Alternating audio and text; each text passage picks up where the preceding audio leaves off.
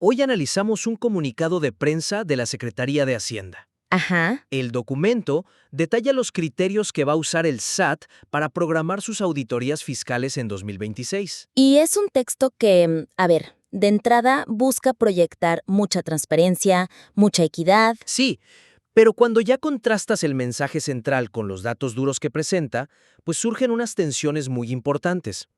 Hay una oportunidad clara, creo yo, de fortalecer su credibilidad. Totalmente. El punto de partida del comunicado, de hecho, es una declaración de intenciones muy potente. Dice establecer piso parejo para todos los contribuyentes. Una frase que busca generar confianza. Exacto, una promesa de igualdad ante la ley.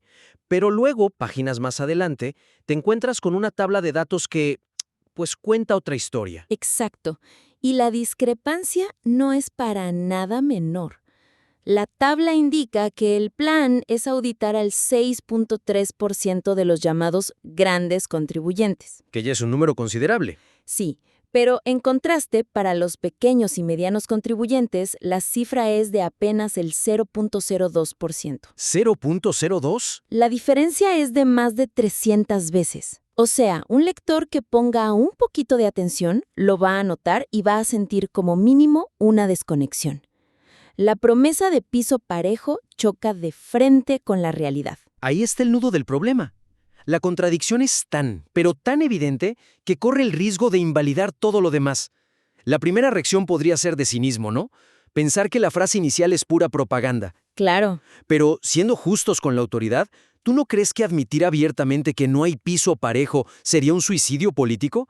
Quizás por eso usan esa frase. Es un buen punto, y es una tensión real para cualquier comunicador en el sector público. El instinto es usar un lenguaje que apacigüe, que se alinee con ideales sociales como la equidad. Sí, claro. Sin embargo, en esta era de transparencia, donde los datos están al alcance de todos, una contradicción así de flagrante es más peligrosa que una verdad incómoda bien explicada. Mucho más. La credibilidad que pierdes es casi imposible de recuperar. La solución no es ocultar la disparidad, sino al contrario, adueñarse de ella, explicarla y justificarla como una decisión estratégica inteligente. Entiendo. Entonces la clave no es mentir sobre la igualdad, sino redefinir la meta. Justo. En lugar de prometer un trato idéntico, es mejor prometer un resultado más efectivo para la sociedad. Eso suena mucho más defendible. Precisamente, se trata de cambiar el marco de la conversación. En lugar de que el objetivo sea la equidad en el proceso, o sea, tratar a todos igual, el objetivo es la eficiencia y el impacto en el resultado. ¿Ok?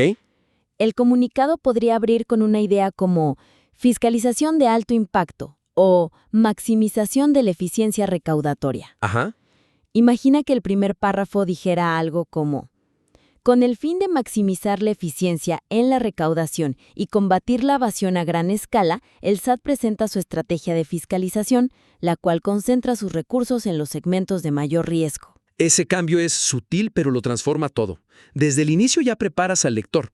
Ya no esperas ver que auditen al mismo porcentaje de pequeños y grandes, sino que esperas ver una estrategia enfocada. Y la tabla de datos que viene después, Ya no es una contradicción. exacto, es la prueba de que están cumpliendo con esa nueva premisa. Claro. Y para rematar, se puede añadir una justificación explícita justo después de los datos. Una frase que conecte los puntos.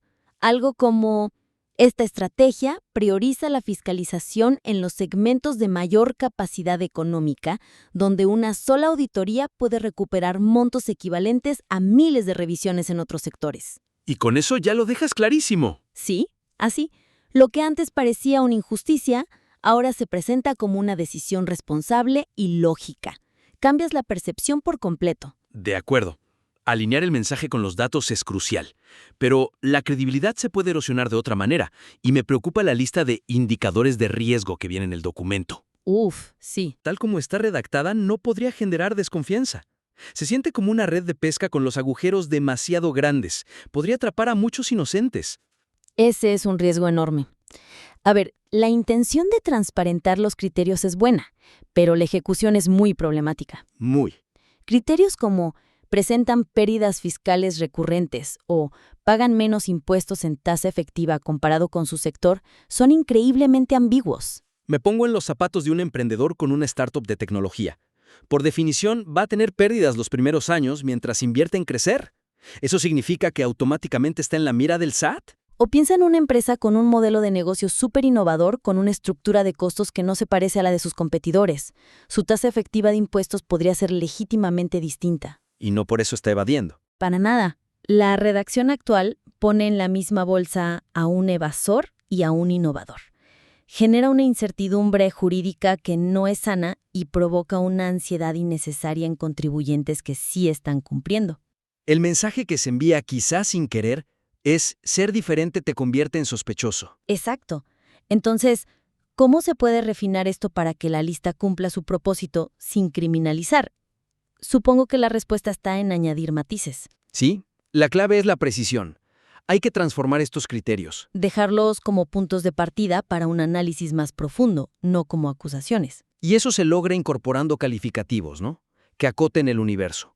Por ejemplo, en lugar de presentan pérdidas fiscales recurrentes, que es muy amplio, se podría usar presentan pérdidas fiscales recurrentes sin una justificación económica o de negocio aparente. Ese pequeño añadido, sin justificación aparente, lo cambia todo. Claro. Le dice al empresario tecnológico, si puedes explicar tus pérdidas como parte de tu plan de negocio, no tienes de qué preocuparte.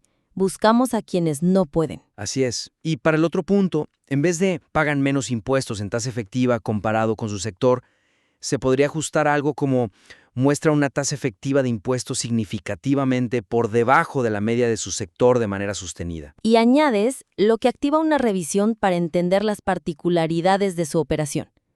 El lenguaje pasa de ser acusatorio a ser investigativo, de pagas menos a queremos entender por qué. Entiendo la lógica de agregar sin justificación aparente o significativamente por debajo, pero eso no abre la puerta a que la autoridad fiscal sea quien decida subjetivamente qué es aparente o significativo. Es una objeción muy válida, la auditoría. Eso es un hecho. Sin embargo, este cambio sí representa una mejora sustancial. Primero, porque eleva el estándar para la autoridad. Ya no puede señalar a cualquiera con pérdidas. Ahora tiene que argumentar por qué esas pérdidas para ellos carecen de justificación. Exacto. Y segundo, para mitigar ese riesgo que mencionas, se puede añadir una capa extra de protección, una nota aclaratoria al principio o al final de la lista. ¿Una especie de descargo de responsabilidad? Justo, una salvaguarda que dé certeza jurídica. Algo tan simple como, es importante señalar que la presencia de uno o más de estos indicadores no constituye una presunción de evasión fiscal. ¿Ok? Su única finalidad es activar protocolos de revisión para verificar caso por caso el correcto cumplimiento de las obligaciones. Esta frase funciona como un parachoques. Le asegura al contribuyente que no hay un juicio automático. Y la lista deja de ser una lista negra. Y se convierte en lo que debe ser, una guía de factores de riesgo. Darle más certeza al contribuyente honesto es fundamental. Pero el comunicado tiene otro público, el ciudadano común, el que no tiene empresa, pero sí quiere ver resultados. Y siento que ahí, en esa conexión, el documento se queda muy corto. Totalmente. Construye todo este andamiaje técnico sobre auditorías, criterios, y al final lo remata con una frase genérica. Es que es muy bueno explicando el qué, las auditorías, y el a quién, los contribuyentes de riesgo. Pero es sumamente débil en el ¿para qué? Exacto. Termina con un eslogan que se siente hueco, desconectado. Todas y todos contribuimos al bienestar de México. La frase en sí es positiva, pero llega después de un texto muy denso. No logra responder la pregunta que cualquier ciudadano se haría. Muy bien, ¿y todo esto a mí en qué me beneficia? Es como construir un puente muy sólido, con una ingeniería impresionante, pero olvidarse de conectarlo a la otra orilla. ¡Qué buena analogía! El lector recorre todo el camino técnico y se queda a la mitad, sin entender el propósito final. La conexión entre fiscalizar a las grandes empresas y el bienestar de la sociedad no se establece, simplemente se asume. Y en comunicación, asumir que tu audiencia va a conectar los puntos es un error garrafal. Entonces, para que el mensaje final realmente resuene, hay que hacer esa conexión explícita. Y supongo que no basta con decir que el dinero recuperado va a programas sociales, ¿o sí? Es un comienzo, pero esa frase, programas sociales, se ha usado tanto que ya se volvió abstracta. Sí, casi un ruido de fondo. El verdadero poder está en la especificidad y, si es posible, en la cuantificación. Hay que traducir esos montos en algo que la gente pueda visualizar, algo que impacte su vida. ¿Cómo se vería eso en la práctica? ¿Dar cifras concretas? Sí, esa es una de las herramientas más efectivas. En la sección final, justo antes del eslogan, se podría añadir una proyección del impacto. Por ejemplo, A ver, al enfocar los esfuerzos de fiscalización en estos esquemas de alto riesgo, se proyecta una recuperación de X miles de millones de pesos, un monto que sería suficiente para financiar la construcción de Y nuevas escuelas o para equipar Z hospitales en el país. Eso es mucho más potente. El dinero deja de ser una cifra abstracta en un informe y se convierte en aulas, en medicinas, en camas de hospital. Se vuelve real. Exactamente.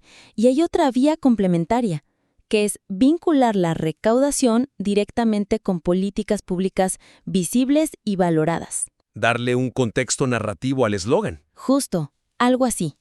El combate a estas prácticas de evasión es fundamental para asegurar los recursos destinados a las pensiones de nuestros adultos mayores, a las becas para estudiantes y al desarrollo de infraestructura. Me gusta.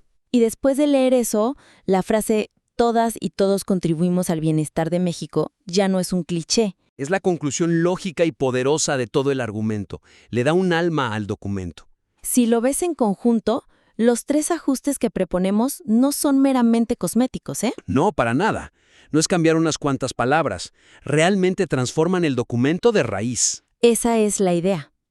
Pasa de ser un informe técnico un poco a la defensiva y con contradicciones a ser una pieza de comunicación estratégica mucho más sólida. Primero, alinea su narrativa con los datos. Elige la honestidad estratégica sobre una promesa de equidad que era insostenible. Luego, al refinar los indicadores de riesgo, pasa de generar incertidumbre a proveer claridad.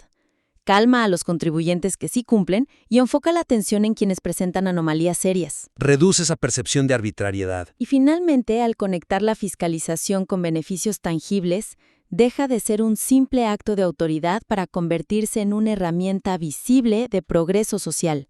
Justifica sus acciones no solo desde la legalidad, sino desde la legitimidad. En conjunto, estos cambios ayudarían a que el documento no solo informe, sino que construya confianza. Exacto. Si después de procesar estas ideas y hacer ajustes al documento quieren que lo revisemos nuevamente, será un gusto volver a analizarlo.